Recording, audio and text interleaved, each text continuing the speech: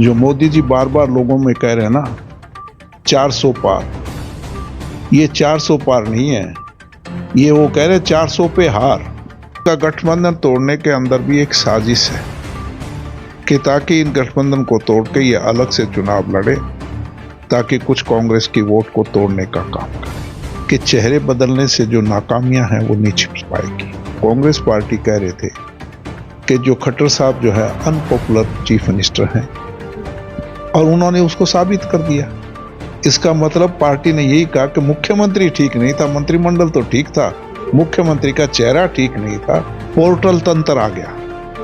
और सारा चीज जब पोर्टल नहीं काम करना है तो फिर चुने हुए नुमाइंदों की क्या जरूरत है, पोर्टल ही काम करता रहेगा।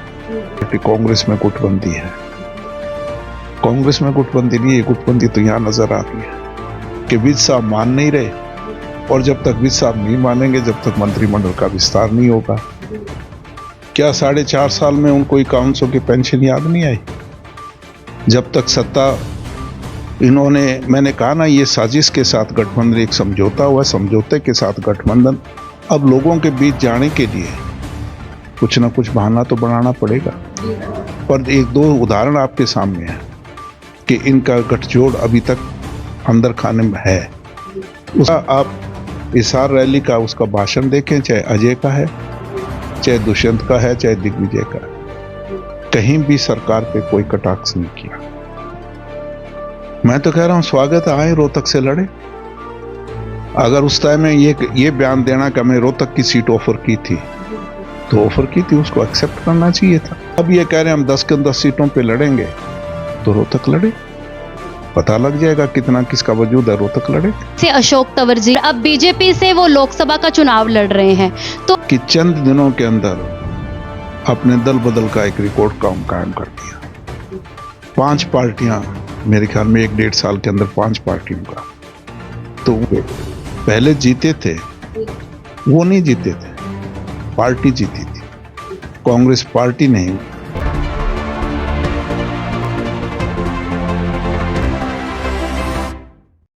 पिछले दिनों हरियाणा की राजनीति में जिस प्रकार से बीजेपी की ओर से जो पलटा किया गया है, उसे लेकर कहीं ना कहीं हरियाणा के जो लोग हैं उनके मन में काफी सवाल है, क्योंकि इस तरह की अटकलें लगाई जा रही थी कि जजपा और बीजेपी का जो गठबंधन है वो टूटने वाला है, और ये हो सकता है कि विधानसभा चुनावों से पहले टूटेगा। लेकिन लोकसभा चुनावों से पहले ही इस प्रकार से इस गठबंधन का टूटना कहीं ना कहीं बहुत सारे सवाल खड़े करता है। और इस बीच गठबंधन टूटने के बाद जिस प्रकार से आरोप प्रत्यारोप का एक दूसरे पर जो वार किए जा रहे हैं, उसे लेकर भी जनता कहीं ना कहीं असमंजस में है। सवाल ये बनते हैं कि क्या ये गठबंधन किसी राजनीतिक फायदे के लिए टूटा है, या फिर इस गठबंधन के टूटने का कारण जो है वो जेन्युइन है। तो इस पर बातचीत करने के लिए आज हमारे साथ कांग्रेस के वरिष्ठ नेता डॉक्टर केवी सिंह, जो कि पूर्व सीएम भूपेंद्र सिंह हुड्डा के ओएसडी भी रह चुके हैं, तो स्वागत है सर आपका। धन्यवाद, जय हिंद, सबको राम राम, सत श्री अकाल। प्रकार से बीजेपी और जजपा का गठबंधन टूटा है, तो उसे लेकर काफी सवाल जो है खड़े हो रहे हैं कि इस गठबंधन के टूटने का क्या कारण है। आपको याद होगा 24 दिसंबर को सरसा के अंदर किसानों के शहीद हुए थे, उनकी याद में हमने एक रैली की थी, और उस रैली के अंदर 24 दिसंबर की रैली के जो हमारे राज्यसभा के सांसद है माननीय दीपेंद्र हुड्डा ने कहा था कि एक और समझौता हो रहा है गठबंधन तोड़ने का, और ये गठबंधन तोड़ने का समझौता 2 महीने पहले उन्होंने कहा था कि ये एक समझौता हो चुका है इस गठबंधन का, और इसका गठबंधन तोड़ने के अंदर भी एक साजिश है कि ताकि इन गठबंधन को तोड़ के ये अलग से चुनाव लड़े, ताकि कुछ कांग्रेस की वोट को तोड़ने का काम करे। पर जनता बड़ी जागरूक है हरियाणा की, ऐसे लोगों को बिल्कुल सबक सिखाएगी, और ये समझौता जिस तरीके से इन्होंने किया है तोड़ने का, कांग्रेस को कोई फर्क नहीं पड़ेगा। कांग्रेस 10 की 10 सीटों पर चुनाव जीत के आएगी। सीएम जो है नैब सिंह सैनी, जिनका इससे पहले कभी नाम भी इतना जो है सुना नहीं गया, तो एकदम से ऐसा क्या हुआ कि मनोहर लाल खट्टर जो है उन्होंने उनका नाम रेकमेंड किया? क्योंकि सूत्रों के अनुसार यही जानकारी मिल रही है कि मनोहर लाल जो खट्टर है उनकी ओर से उनका नाम आगे रखा गया था। ये मैं नहीं कह सकता किसने किसका नाम रिकमेंड किया, पर एक बात तय है कि चेहरे बदलने से जो नाकामियां हैं वो नहीं छिप पाएगी। दूसरी तरफ आप देखो, इसका मतलब बीजेपी ने ये सही जो हम कह रहे थे, विपक्षी दल कह रहा था, कांग्रेस पार्टी कह रहे थे कि जो खट्टर साहब जो है अनपॉपुलर चीफ मिनिस्टर हैं, और उन्होंने उसको साबित कर दिया, हमारी बात पे मोहर लगा दी।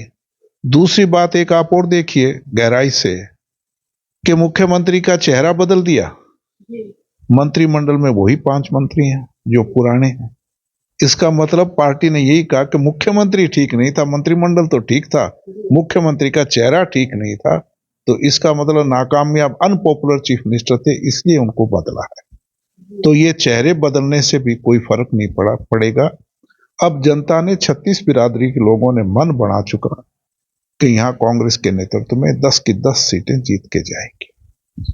लेकिन इस बीच ये भी हो सकता था कि कम्बेंसी को खत्म करने के लिए, क्योंकि वो अनपॉपुलर हो गए कि अपना वोट बैंक नहीं बना पाए, और उनके राज में लोकतंत्र नहीं रहा, पोर्टल तंत्र आ गया। और सारा चीज जब पोर्टल नहीं काम करना है तो फिर चुने हुए नुमाइंदों की क्या जरूरत है, पोर्टल ही काम करता रहेगा। तो मेरा कहने का मतलब असली जिस चीज के लिए ये लोकतंत्र बना हुआ है, चुने हुए नुमाइंदों के पास एक अख्तियार होता है, जो पावर होती है, उसको छीन कर एक लोकतंत्र की जगह पोर्टल तंत्र बना दिया। और ये उनको भी एहसास हुआ है कि इस पोर्टल तंत्र के कारण हमारी जो लोग हैं नाराज हैं। आपके सामने जिस तरीके से फैमिली आईडी के कारण लोगों की समस्या जो है, जिसकी आमदनी, जिसके पास अगर 1 एकड़ जमीन नहीं है, कहीं ना कहीं उसको परिवार फैमिली आईडी में 5 लाख की आमदनी दिखा दी, जिसके पास 10 एकड़ है उसके पास आपने 90,000 दिखा रखी है। तो इस तरीके की जो कमियां थी, खामियां थी, तो लोकतंत्र के बजाय पोर्टल तंत्र में आ गया। ये आखिर हाईकमांड को एहसास हुआ कि इसलिए इनको बदलने का काम किया। पर मैंने जैसे पहले कहा, चेहरे बदलने से काम नहीं पड़ेगा। सर क्या लगता है कि नैब सिंह सैनी जो हैं विधानसभा जब दोबारा चुनाव किया जाएगा, क्योंकि अभी तो बहुत कम समय रह चुका है, तो क्या नैब सिंह सैनी ही दोबारा से चुनाव जो है मुख्यमंत्री के लिए लड़ेंगे? नहीं, ये तो देखो, पहली बात तो मुख्यमंत्री का पार्टी, ये तो उनकी पार्टी का काम है, बीजेपी का, और मैं अभी उस पर कोई कमेंट नहीं कर पाऊंगा कि उनकी कार्यशैली किसी ने देखी नहीं। जब तक कार्यशैली देखे ना तो आप उस पर कोई समीक्षा नहीं कर सकते, कोई उस पर आप वक्तव्य नहीं दे सकते। उसी के चेहरे पे चुनाव लड़ा जाएगा, नहीं लड़ा जाएगा, ये तो भारतीय जनता पार्टी बता सकती है। मैं उसमें, क्योंकि वो उनका प्रीरोगेटिव है।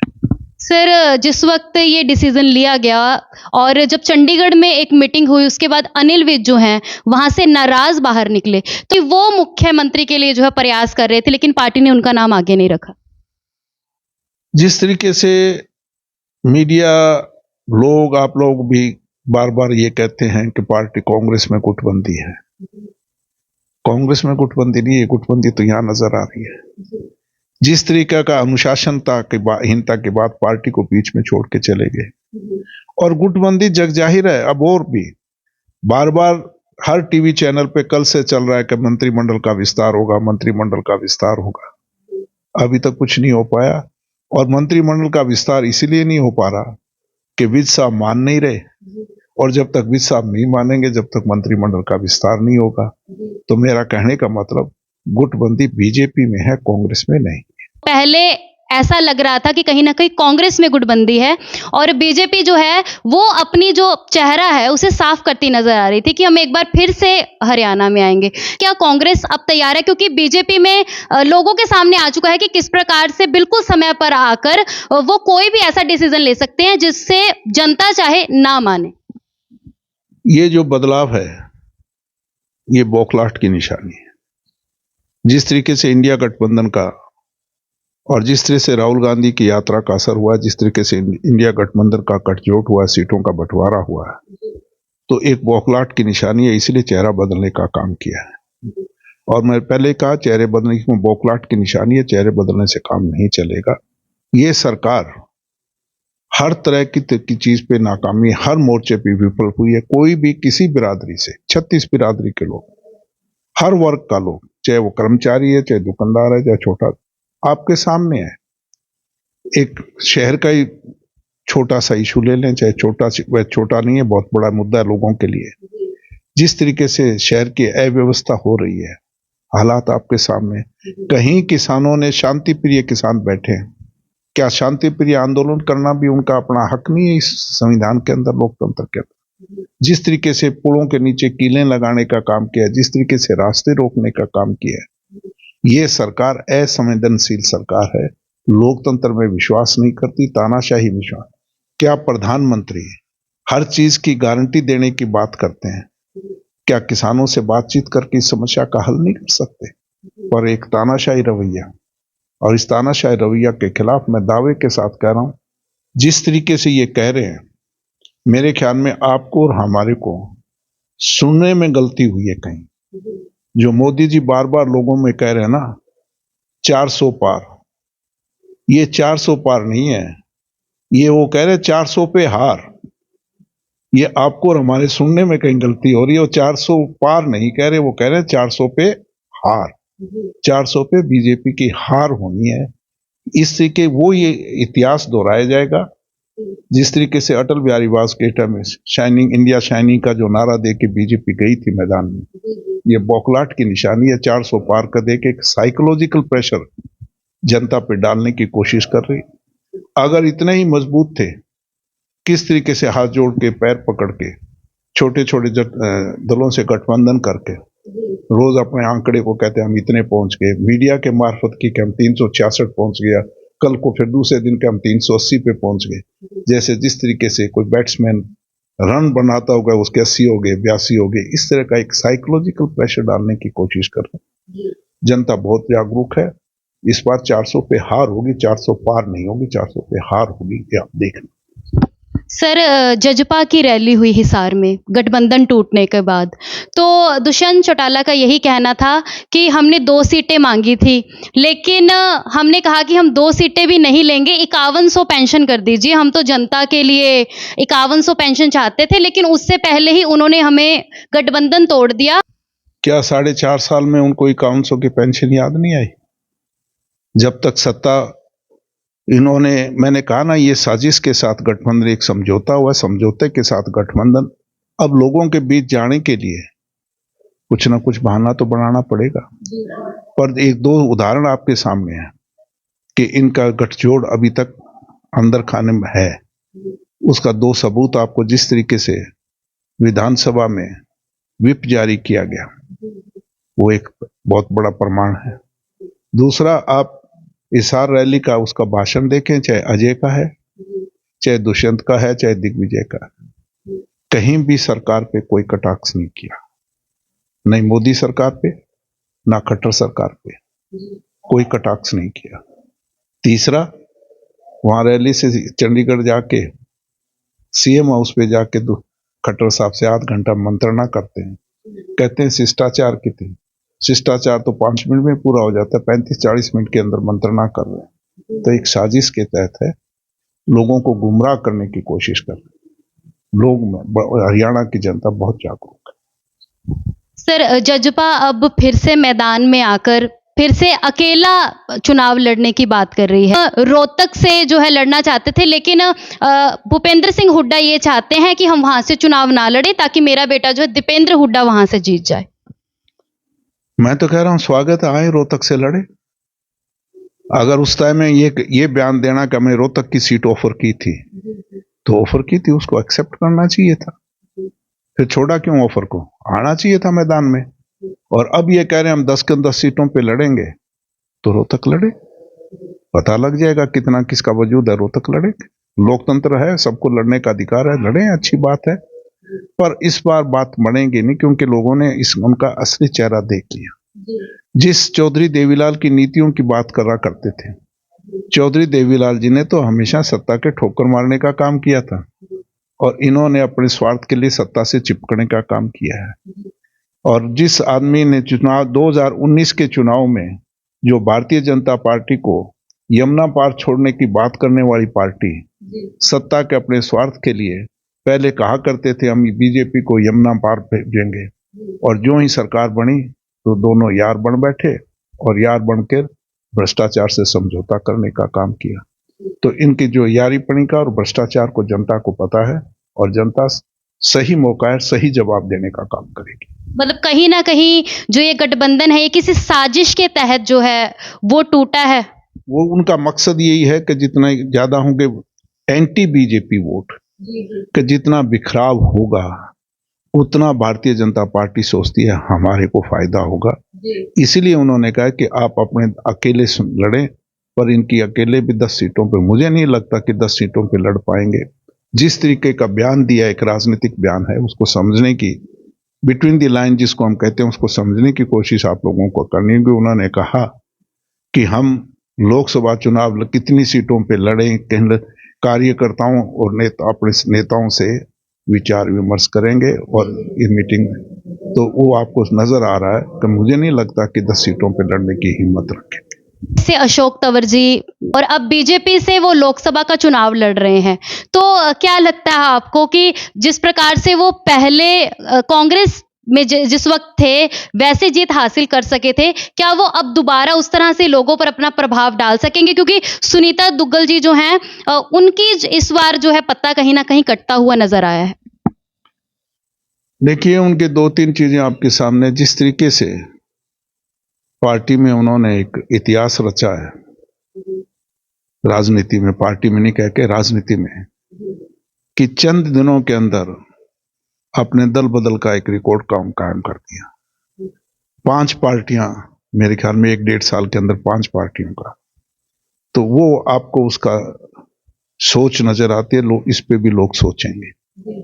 दूसरा, 5 साल वो एमपी रहे यहां से, उनकी कार्यशैली से जनता बहुत अच्छी तरह से जानती है कि 5 साल में उन्होंने किस तरीके का जनता के साथ, पार्टी के कार्यकर्ताओं के साथ किस तरह का उनका व्यवहार था, किस तरह की कार्यशैली है, ये सारी जनता जानती है। उस पे पहले जीते थे, वो नहीं जीते थे, पार्टी जीती थी। कांग्रेस पार्टी नहीं, कार्यकर्ताओं ने कांग्रेस पार्टी की, जो सोनिया गांधी, राहुल गांधी, सरदार मनमोहन सिंह, चौधरी भूपेंद्र सिंह हुड्डा और उन लोगों का आशीर्वाद था, और हमारे जैसे कर्मठ कार्यकर्ता जो जमीनी स्तर पे, धरातल पे काम करने वाले लोग हैं, उनका सहयोग था। तो मैं दावे के साथ कह रहा हूं, इस तरह के जो दल बदल करके जो लोग अपने स्वार्थ के लिए पार्टियां बदल के सिर्फ सत्ता की गलियारे तक पहुंचने का काम करेंगे, जनता ऐसे लोगों को नकारेगी और लोग सही फैसला करेंगे। और सही फैसला एक ही है कि इस बार लोगों ने मन बढ़ाया है कि कांग्रेस पार्टी को 10 की 10 सीटें जिताकर, और जिस तरीके से 10 साल सरदार मनमोहन सिंह के नेतृत्व में केंद्र में काम हुआ और हरियाणा के अंदर चौधरी भूपेंद्र सिंह हुड्डा के नेतृत्व में काम हुआ, उस चीज को लोग अब भी याद कर रहे हैं। 7 दिन के अंदर चौधरी भूपेंद्र सिंह हुड्डा का राज था, 7 दिन के अंदर सेल्फ के ट्यूबवेल का कनेक्शन मिल जाया करता था, और सरकारी कनेक्शन जो कम पैसों वाला, वो 3 महीने 6 महीने तक मिल जाया करते थे। आज 2018 के ट्यूबवेल कनेक्शन के लोग दर बदर धक्के खाते फिर रहे, पैसे भी जमा करा दिए और आज तक ट्यूबवेल कनेक्शन। चौधरी भूपेंद्र सिंह हुड्डा का राज था, अगर उस राज में अगर 12 या 33 केवी के बिजली का राज लगे ना होते, मैं नहीं कह रहा हल्के में किसी किसान से बात हो, वो आज भी हुड्डा साहब को याद करते हैं कि ये तो हुड्डा साहब का राज था कि आज हमें खाने को दाने मिल रहे हैं, न तो पानी, नहरों में पानी नहीं है। 33 केवी के बिजली घर बढ़ाए हमने, 2 बड़े बिजली घर चोरमार है और आपके नुइयावाड़ी भी। तो लोग उन चीजों को याद कर रहे हैं, और मैं दावे के साथ कर रहा हूं कि कांग्रेस फिर 10 की 10 सीटों में जीत कर इतिहास रचेगी।